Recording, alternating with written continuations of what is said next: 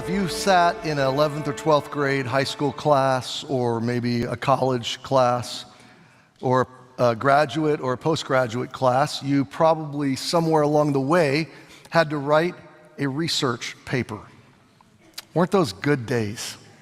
Aren't those good days? There was a time in my life where as a high school student, I thought a 4 or 5 page research paper was the worst punishment that could be inflicted upon a human being. Who can write 5 pages of words? You know, I felt a little bit like Nate Bargatze. What am I even talking about? All these words, you know, got to come up for air. So if you don't know who Nate Bargatze is, you need to. That was important. Anyway, if you were taught by your English teacher who made you do the research paper, and the longer you get into school, the longer they get.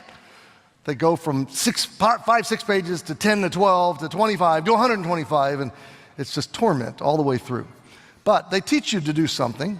In fact, if you don't do this, you probably get significantly marked down on your paper. At the very front of your paper, there should be a key statement that should frame your argument, your question, your problem that you're trying to solve or address. And the entire paper, whether it's 6 pages or 160 pages, it has to be built on that statement. Help me out. What is the statement called? Very good. Your thesis statement. Okay. So, your thesis statement, everything hangs on it, everything grows out of it. This is why we are 3 weeks into a message I thought would only be 1. It's not just my problems or my issues, it's the fact that as we come to verse 14, 15, 16, and 17, this is Paul's thesis statement. We're coming into his purpose statement for the entire book. And everything that we're going to study for the next 10 years is going to grow out of, that was a joke, this statement, okay? Everything we're going to study in the coming months is going to be built on this statement. So it was worth us taking time to build into it.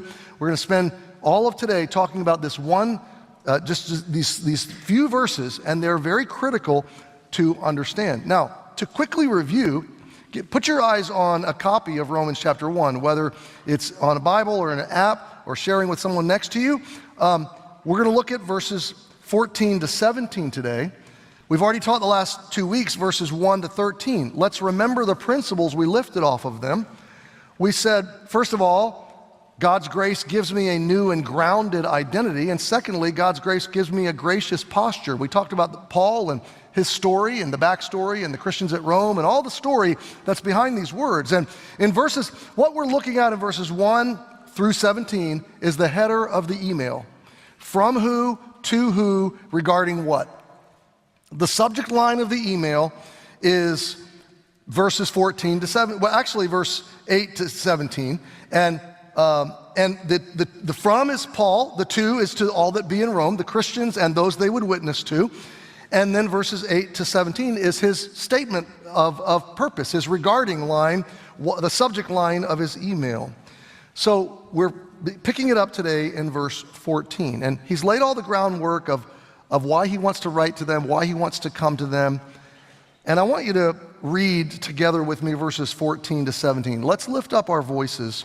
We left off last week saying that verse 13, he purposed to come visit them, but was prevented because he wants some fruit among them in Rome, even as he's had among other Gentiles. He really wants to come and build them up and lead people to Christ in Rome, and then launch out from Rome to go to Spain.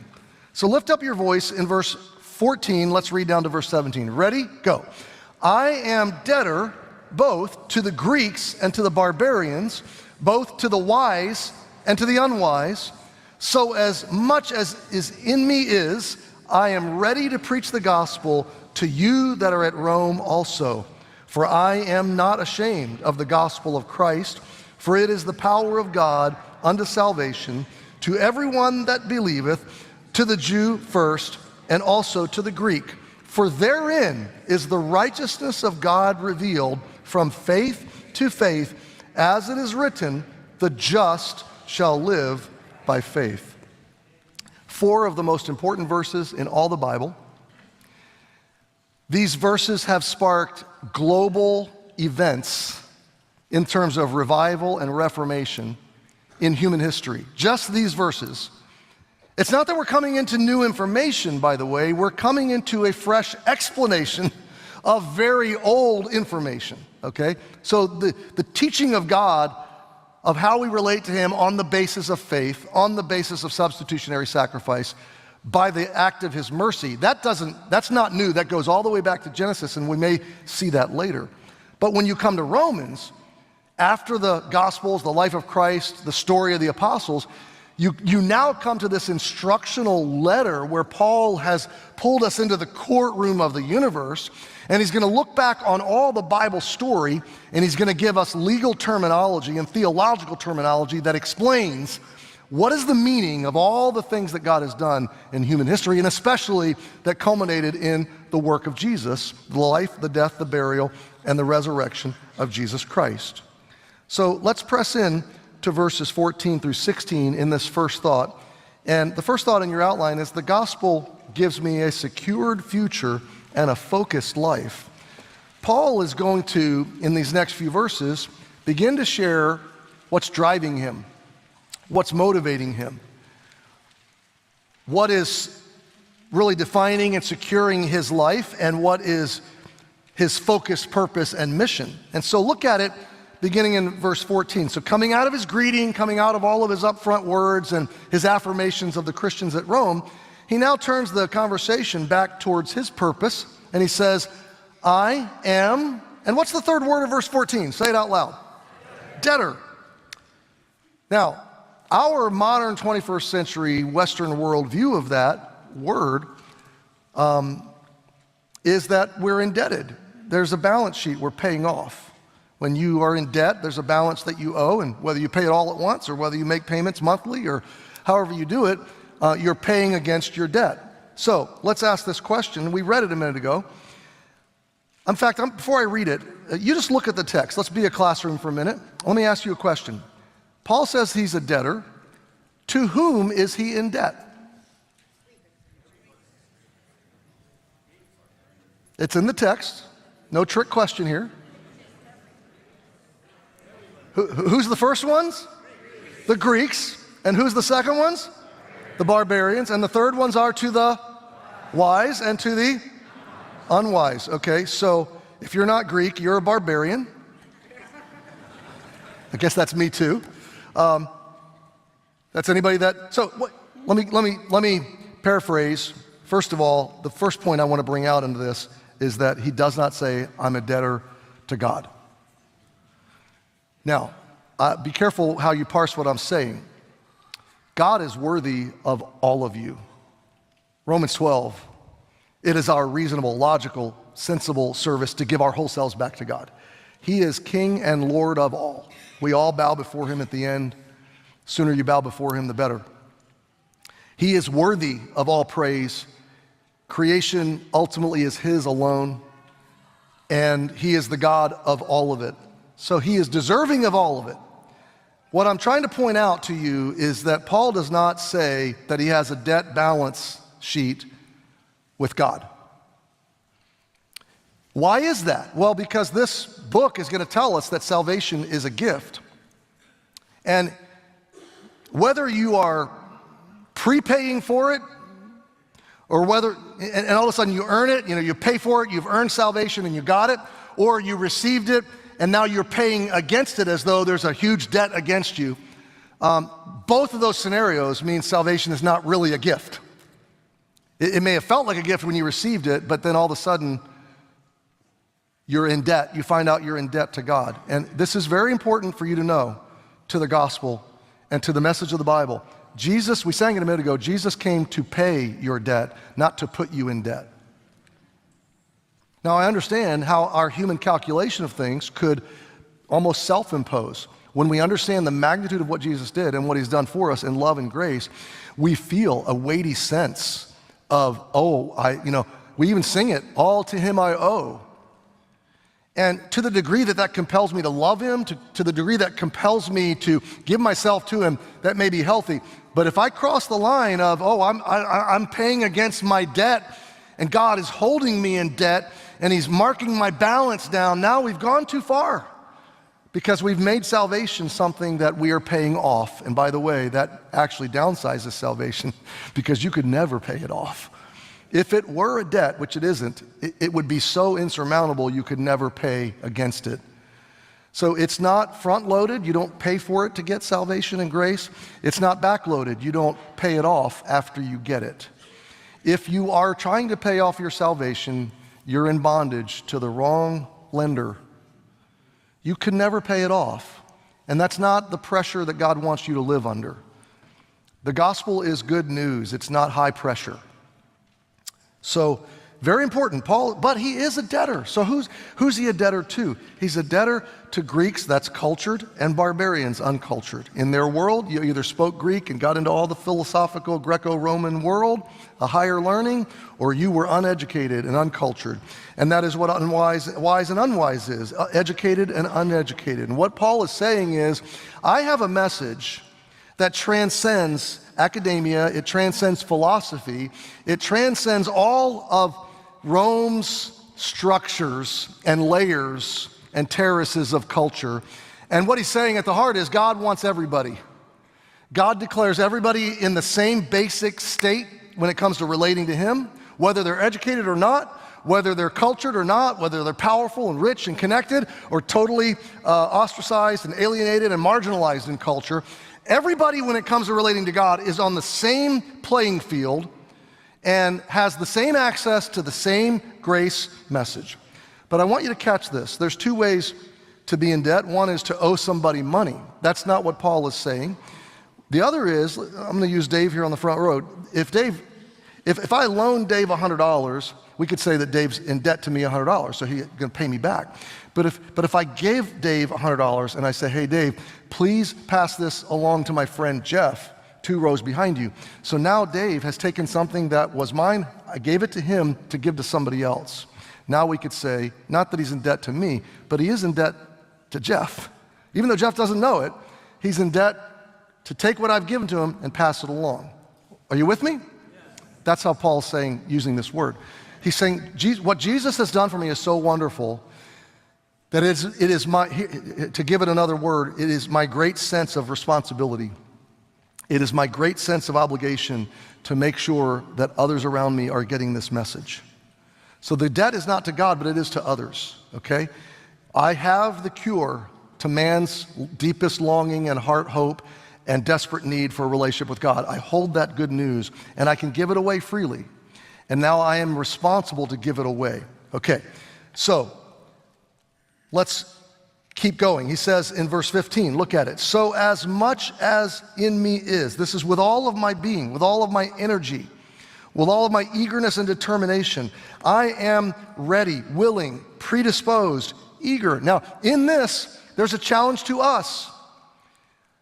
We all have the same message. Those of us that have received Jesus and trusted, put our faith in the gospel, we hold this same message, and there ought to be growing up in us as we understand the message and as we understand the needs around us, an eagerness, a willingness, a readiness to speak to it. We'll talk about it more in a moment. But I want you to dial in on this. I'm ready to preach. That means to declare, to publish, to herald the gospel to you that are at Rome also. And I want to dive in a little more for a few moments to that word, gospel. I told you a couple weeks ago, this word literally means, anybody remember? Very good. Good news. Okay. But let's press in a little deeper for a second, because to understand where Paul's going to go, we really need to wrap our brains around this. And this, I'm so happy to get to talk to you about this today, because it is absolutely awesome. So the original Greek word, which you don't need to know, but this is fun, okay? I'm going to put it on the screen. I want you to look at it. Go ahead. Euangelion. Everybody say that. Euangelion. Okay. So now you feel like you're smart because you learned a Greek word today. Now this is cool. I've seen this word many, many times. I've written about it. I've taught about it. I saw something in this word that I don't know why I've never seen this. There's another word inside of that word. Anybody see it? I hear both. In the first service, we just played, straight up Scrabble here. And the first person said lion. And I'm like, oh, I didn't see lion. There it is. Let's just keep going. No, okay, but in the middle of the word, and many of you said it, angel. That's interesting. Now, immediately we think of flying beings with wings, which is not what we should think of, because the actual word angel or angel means a herald, messenger. You probably have heard that taught. Angels are messengers, okay? So the word was used for human messengers as well, angels, heralds. The preface or the prefix eu, EU, means good. So you probably have heard of two kinds of stress, distress and eustress. Distress is a bad kind of stress. Eustress is a good kind of stress, like when you're building your muscles, that's eustress. If you overdo it, you distress, you break yourself. So euangel is a positive, good news herald. So euangelion is a herald, a good news message, okay? Now, why is this so important to understand? Because in the first century, when they used this word to attach to the message of God to humanity, what was the image that came to their mind? And it goes really to how did news travel in the first century. Now think about this. We think of news and media in the form of video and broadcast and network programs. We think of social media streaming and YouTube and all kinds of sources by which we consume our news and by which messages are heralded today. But this was before cell phones and internet, before newspapers, before printing press, before books, before broadcasts. How did they get the news out? If a king wanted to make a proclamation, if a battle was being fought and people back home wondered, was the army losing or winning? How did they get the news out? And the answer was a herald. Heralds were officially appointed to carry news to the public. And they would stand at a prominent place and they would, hear ye, and they would make a declaration. And then when it was good news, when it was a good declaration, this herald was called a euangelion. In fact, the most famous story tied to the word goes back to when the Greeks fought the Persians in the city of Marathon, right on the coast of the Aegean Sea. The Persian Empire is bearing down. People of Athens are under threat. They can't talk the Spartans into coming to their defense. They're on their own. They're artists and poets and stuff like that. They don't have much of an army, but they get an army together. They go out 26.2 miles to Marathon, and they stage the battle in a place where there's kind of marshy lands, and they end up getting the Persians all bogged down, and they end up winning an unexpected and surprise victory. All the moms, all the grandmas, all the seniors, all the kids are back in Athens biting their nails, waiting for news, and they're expecting any moment to see the Persian army come down the valley into Athens and overrun and overtake them and destroy their city. And so they're living in fear. And the battle is won, and 26.2 miles away, they don't know it. And so a soldier is selected. He has already fought all day, he's exhausted. They appoint him to be the euangelion. They say, run to Athens and tell the people there that the battle is won and they're free. And so this story, this true story goes, this man, this soldier, ran 26.2 miles, which is why we call it a marathon today. He gets into town, he stands up and declares, the battle is won, victory is ours, you're free to live, you're free to flourish, and then he collapsed and died of a heart attack. True story. But that runner was a herald of good news. This is why the gospel is good news. The gospel is an Old English word that's transliterated from this word euangelion. Now let's think about this, because there's a lot of confusion about what we call the gospel. I put in your outline, and I borrowed this from Tim Keller, how the gospel is good news, not good advice. This is a very important distinction. Today, I would say there's kind of three kinds of gospels that are preached or that people say they believe. And as you talk to people that you're connected with in your workplace or in your neighborhood, you'll find that you'll say, do you believe the gospel? Oh yeah, I believe the gospel. But the question resides under that, well, which gospel and what gospel, and how do you define the gospel? I would say, first of all, the first false gospel that's out there is what we would call a social gospel. And this is the idea that We should all have goodwill towards our neighbors and others, and we should have peaceable lives, and we should give our lives to helping others and making society a better place. And hey, by the way, this is true, it's good. We should do these things. We should do good things. We should love others. But help me out. If I stand here and say, this is the gospel, go do good, go help your neighbors, go love other people, go be moral, go be upright, go live ethically. Is that news or is that advice? That's advice. Okay, so there's no possible way that the social directives can be good news because it's a directive. It's a law-based, it's a performance-based thing. Go do what's right. It's still right. It's just not gospel. You understand what I'm saying? Those things are good to do, but they're not the gospel. The second confusion on gospel is what I would call a moral gospel. And this sometimes is still tied to Jesus, but it diminishes Jesus and it reduces what he actually did and what Scripture actually says that the gospel is. And it reduces it to this. Well, Jesus is a really good teacher. He was a really good man. He said amazing and profound things, and he taught us how to live. And so I really like his words, I really like his teachings, and I really try to model my life after the things he said, like love your neighbor and do good and, live generously and love God. I really love the words of Jesus as a good moral teacher, and I believe that his moral framework is right. Now listen, if you come here today and I say, here's the gospel, keep God's laws, live up to Jesus' example, do the things Jesus did. Is that news? No. It's still advice. Okay, I'm still telling you what you have to do. The gospel isn't about doing because it's already been done. Think about the marathon event. The people living in Athens had nothing to do with their victory. The victory was won by the army that went to battle on their behalf. The victory was fought and seized, and then it was conferred. All the way back to Athens, there are people who had nothing to do with the victory, but they are the beneficiaries of the victory. And so, if the battle had been lost, the runner would have come into town with something other than good news. He would have come into town and said, the battle's lost, the army's lost, they're all dead, the Persians are coming, run. Now help me out, is that news? Run? That's advice. Save yourself, run for your life, that's advice.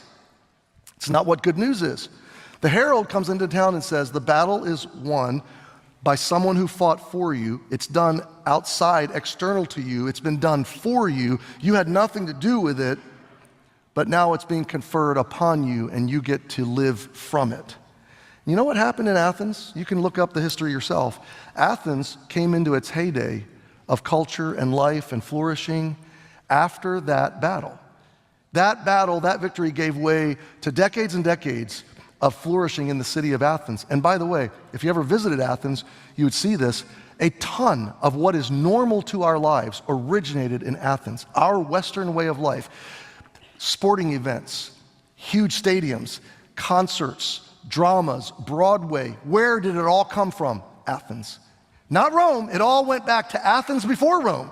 Rome got it from Athens. And so you could say, even we today are living as the beneficiaries of those that fought and won that battle at Marathon. We had nothing to do with it, but it was done for us. That's why it's good news. So the social gospel is good advice, save yourself. The moral gospel is good advice, save yourself. You know, the only true gospel is what I would call the grace gospel. This is the biblical gospel. This is the gospel of Jesus that says, here it is. It says, you were in a very dangerous predicament. An enemy was coming to destroy you. Someone came into that context and rode out to battle to fight your enemy for you. That someone won the battle for you, And that victory can be enjoyed now by you. It's external to you. You have nothing to do with it. That's what good news is. Who came into battle for us? Jesus.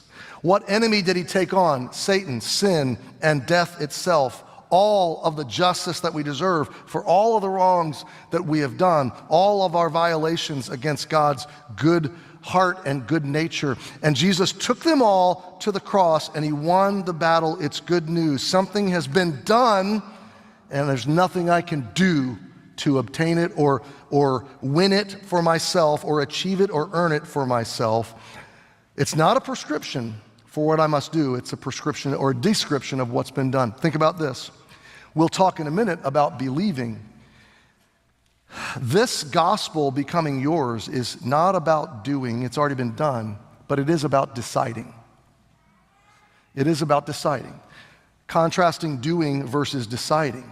I do have a choice to make, a decision to make. Do I believe this or not? So we'll come back to that. Look at verse 16 with me. Are we all understanding the true gospel now? The grace gospel. So Paul now really makes this profound announcement. For I am not ashamed of the gospel of Christ. The implication is that many people are.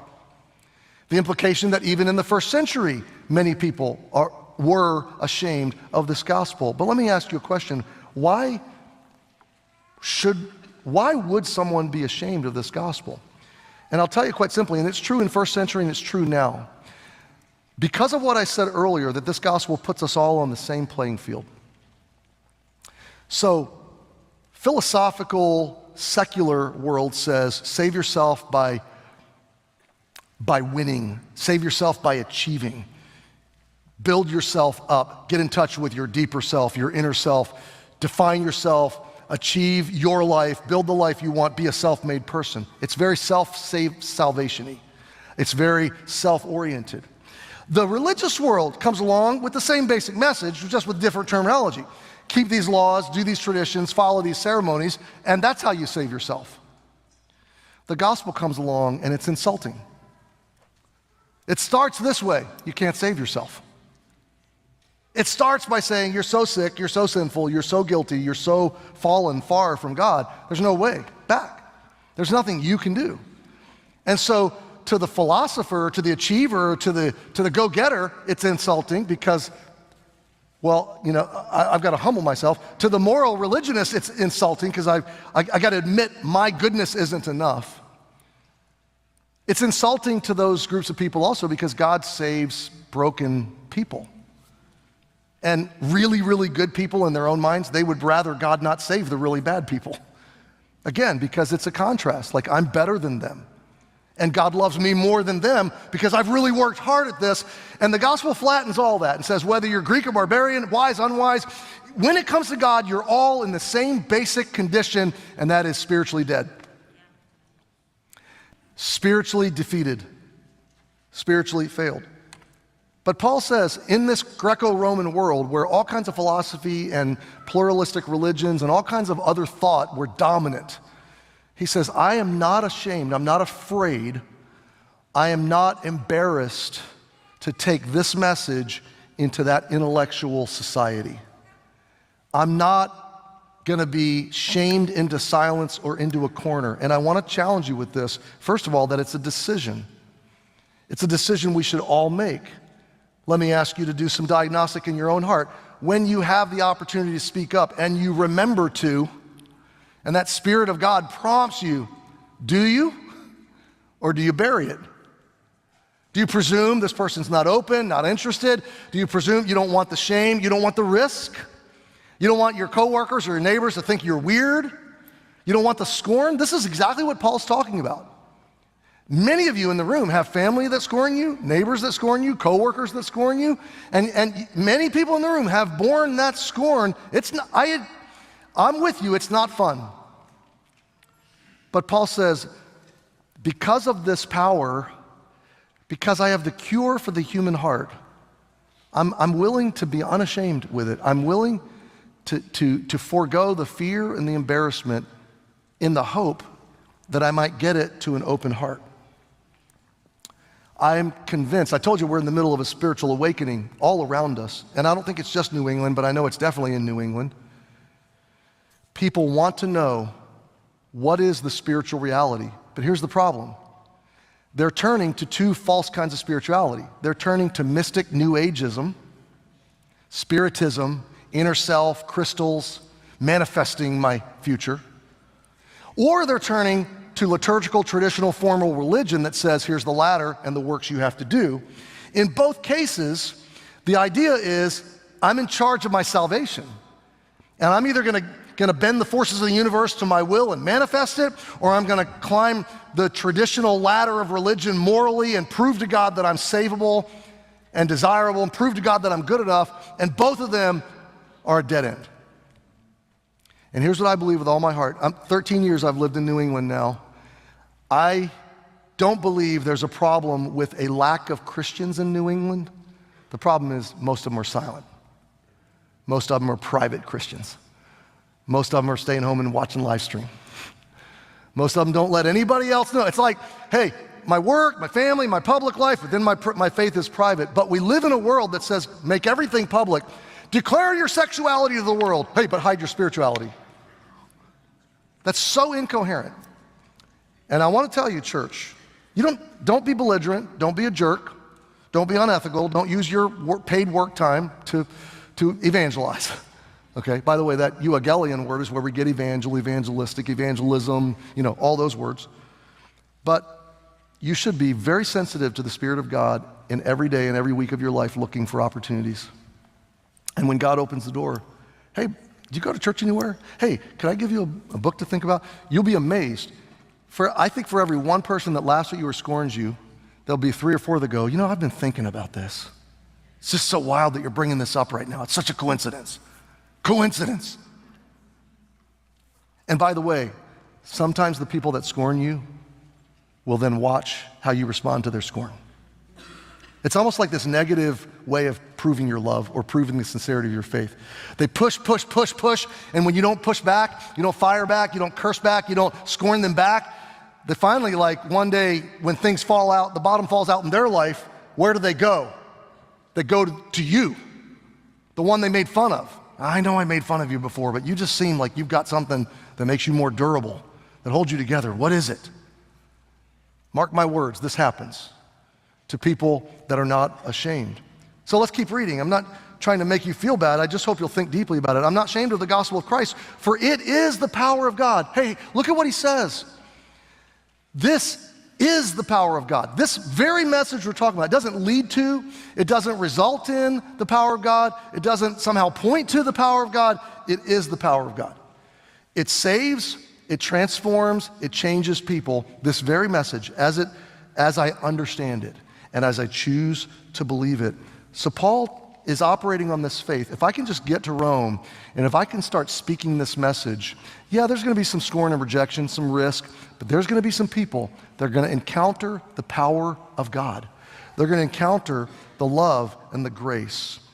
So, though it is contradictory to every religious and philosophical system of thought, though it offends because it begins by telling us we're hopeless, still I will not be ashamed, because it is the power of God. Look at the last part of the verse. Unto salvation. What is this salvation? I had a man ask me this week. I was sharing the gospel with somebody. It was one of those occasions where I began to talk, and the guy was like, wow, this is such a coincidence. And I had given him the done book. I said, let's follow up. Let's see what questions you have. And one of the questions you have is, what is this thing called salvation? Like, what is that all about? I mean, if somebody says, I was in a car accident when I was 5 and I got saved from that and God saved my life, does that mean it's different than a situational, circumstantial salvation? What we're talking about is a soul salvation that has to do with your orientation, your relationship with God. What Paul is saying is, it brings you from death to life. This victory that's been done on your behalf changes God's orientation towards you and fundamentally changes the nature of your relationship with God. It takes a relationship that was dead and brings it back to life. And you're saved. What does it mean to be saved? What are you saved from? You're saved from sin and death. Yeah, death. You're saved from judgment. You're saved from the final accountability of everything you've ever done to fail God or his standards. You're saved into his life and his family and into heaven forever. So this word saved is incredible. It's wonderful. And the fact that the God of heaven wants to save me and that he did the work in the battle to bring about my salvation is miraculous. It's wonderful. So Paul says it's the power of God unto salvation. And who can have it? Look at the verse. Everyone who, or that, believes. There it is. See, it's not about doing, it's about deciding. Let's move on to number 2, because I got to wrap up pretty quickly, and number 2 gets even better. You guys doing okay? Should we just quit? Okay, thank you. Thank you. You just gave me permission. Number 2, the gospel gives me God's highest favor forever. This is almost too good for words. So he says it's the power of God unto salvation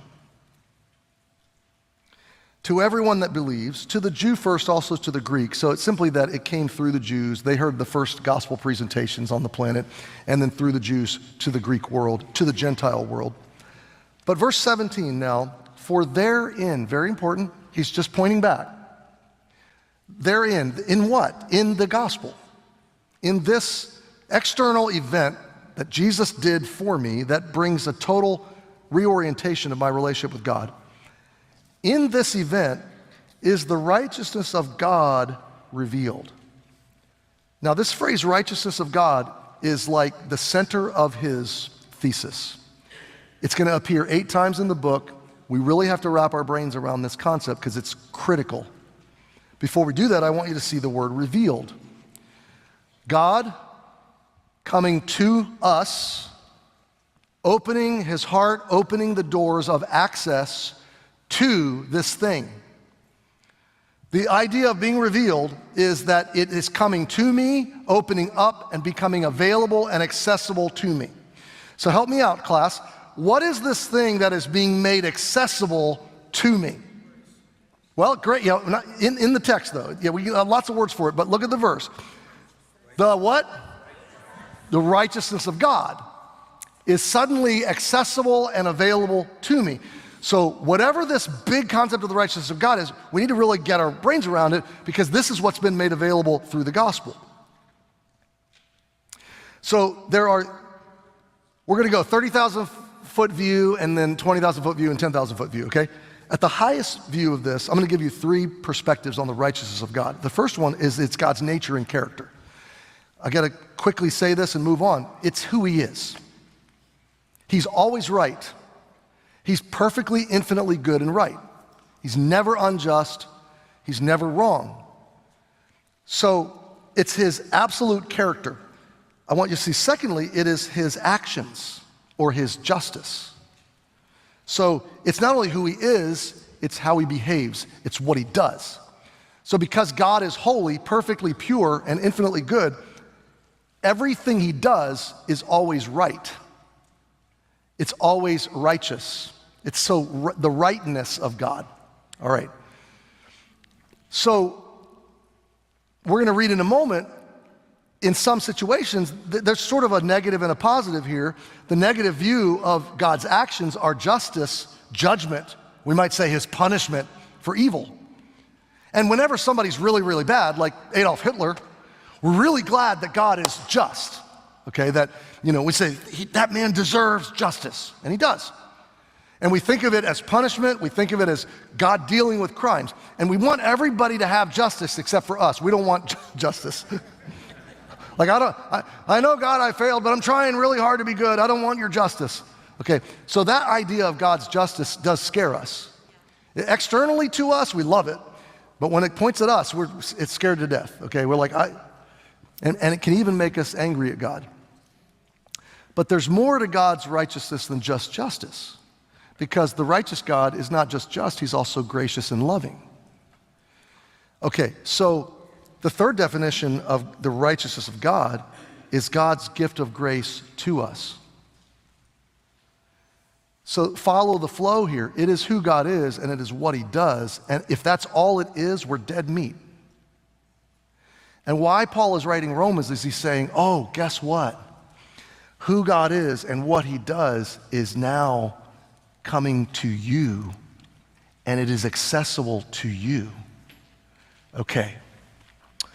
Turn back quickly to Genesis chapter 15. This is not in your outline, but it's worth the trip. Genesis 15, this is why I say it's not new information, but it is a fresh description or new light on old information. All the way back at the beginning of the biblical narrative, God comes to a man named Abraham and begins to tell him the plan of redemption for humanity. And the big promise is, Abraham, I'm going to send a Savior, and he's going to come through your line, through your family. Your family is going to give the world a Savior. We call this the Jewish people. Jesus was born in the line of Abraham. He was Jewish, okay? He's the God-man. I want you to see, God comes to Abraham chapter 15, makes him promises. Abraham says, how do I know you're good to your word? In other words, why should I believe you, God? God establishes his trustworthiness. And then look at verse 6, Genesis 15, verse 6. And he, that's Abraham, what's the next word? Believed in the Lord. He believed God's promise. And he, that's God, what's the next word? Counted it to him for righteousness. Oh, interesting. So God is the one that's righteous, we aren't. But when Abraham believed, God took his righteousness and conferred it, credited it to Abraham and said, because of your faith, I'm counting you as righteous. Abraham's guilty, he's sinful, he's not a good guy. He's as broken as any of us. But God says you're counted as righteous. This is what I mean when I say that this grace is God's gift to us. It is a conferred righteousness. It is a legal declaration. It's a judicial declaration of innocence in the courtroom of heaven. And it is given not by performance or religiosity or morality or philosophy or self-help. If it's anything about what you're doing, it's the wrong lane. It's all been done by Jesus, and it's receivable by faith, belief. This is where it all begins. Okay, let's go back. We're almost done. So Paul continues this phrase. He says, therein is the righteousness of God revealed, look at the phrase, from faith to what? What's he talking about? Well, let's flow the context. I want to come to Rome to preach the gospel so that I might have fruit among you. What's he saying? I want my faith to teach you the gospel so that you'll have faith. Oh, and by the way, don't be ashamed of the gospel, because now your faith can be a seedling for someone else's faith. And faith to faith to faith. Faith is born through us sharing the story of our faith. And that's what Paul is saying, that this salvation comes by faith, from faith to faith, as it is written. Look at this last phrase, very important phrase. The just shall live by faith. I'm going to tell you what it means, and then I'm going to tell you two stories, and we're done. What is this phrase, the just shall live by faith? Let me paraphrase. Let me give you some words, definitions. The just, that is the righteous man, the justified man, the innocent man, the human being that is right in all respects. Now help me out. Is there anybody in the room that you have always been right in every way, from the core of your being, from your birth to now? You have never made a mistake, you have never been wrong, you've never committed a sin? Anybody at all? I'm looking for hands. It's laughable. So, because of that, none of us are righteous. Get it? None of us, okay? You say, well, I'm not that bad. That's not the question. The question is, are you absolutely flawless? And everybody admits that none of us are absolutely flawless, so none of us are righteous, okay? So, this righteousness, justified, it's the same word, the same concept, righteous, untainted by sin and wrong. The justified person, the one that's been declared innocent. The just shall live not only this life but forever. It's an eternal kind of life. The just shall live by their works. That's what it says? By their church attendance. The just shall live by their generosity or by the golden rule. No, if you want to be just, that only happens by faith. That's why it's a gift. It can be received or rejected, but it cannot be paid for or achieved, okay? And this comes, he's quoting, he says, as it is written, so he's quoting the Old Testament, the just shall live by faith, Habakkuk 2:4. He says it again in Galatians 3, no man is justified by the law, the just shall live by faith. So I need to tell you two stories. It'll take me maybe 6 minutes, okay? The first is about a Catholic monk, a very young man with a devoted heart to God. And he was living in a monastery, studying the Bible, trying to keep every law of God, trying to live as holy and as pure and as religious, ceremonial, as respectable a life as he possibly could. And he came to this chapter in Romans 1, and he was reading and contemplating about the righteousness of God. And he's trying to understand what Paul means, the righteousness of God being revealed. And when he wrote in his own autobiographical writings, he said, this phrase stood in my way. In fact, he said, I came to actually hate it. I hated the concept of the righteousness of God. Here's why. He said, because all of my teachers had taught me that this is the active justice by which God punishes sinful people. And he said, though I was living as a monk, doing everything I could to be beyond reproach, I was still very aware that I was a sinner before God. I was still very aware that in my conscience, I had violated God's laws. And so I didn't love the righteousness of God. Indeed, I hated it. And I hated, listen, the Catholic monk says, I hated the God, the righteous God who punishes sinners. This is why I say this phrase can make us angry when we only see the one side of it. He said, I was secretly blasphemous. I murmured perpetually against God. Frankly, I was angry with God, he says. But he says, finally one day, I was meditating in the tower of the monastery in the city of Wittenberg when I suddenly saw the difference that law is one thing and the gospel is another. And here's what he said about his own experience. I broke through. There was a breakthrough. The lights came on. All of a sudden, I saw differently than I'd ever seen. He says, I formerly hated the expression of the righteousness of God, but now I began to regard it as my dearest friend and most comforting word. Why? Because he realized it's not about attaining God's righteousness and avoiding God's punishment. It's about God's righteousness coming to him as a gift and being conferred upon him, like a victory won at Marathon was conferred upon the people of Athens. And so this is the gospel. You can never be righteous enough to get to God, but Jesus died on the cross to give you his righteousness. And you can receive it by faith. And so suddenly this monk said, this took him to a whole new place. He said, this opened the gates of paradise itself. And then he continues to say it opened up the whole Bible to him. And all of a sudden he began to see the strength of God and the wisdom of God and the grace of God. All of these things as not something to attain, but something to receive as generous gifts from God's heart. And it changed his whole orientation. Some of you might know the name of this monk, Martin Luther.